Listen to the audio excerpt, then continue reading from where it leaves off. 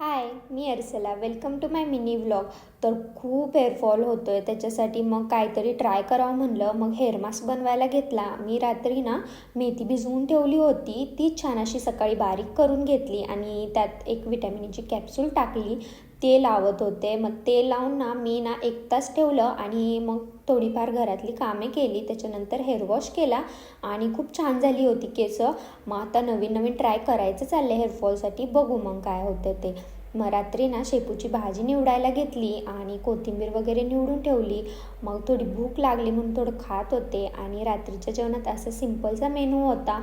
मग जेवण वगैरे केलं रात्री. मग सकाळी उठल्यानंतर ना भाजी करायला घेतली, कारण मला आधी नव्हती आवडत शेपूची भाजी. मी फक्त मेथीचीच भाजी खात होते, पण लग्न झाल्यानंतर आता खायला लागले. मग चपात्या वगैरे पण करून घेतल्या आणि मग नाश्त्यासाठी आज खिचडी बनवली होती. तर आजच्यासाठी एवढंच होतं. भेटू नेक्स्ट व्लॉगमध्ये. बाय.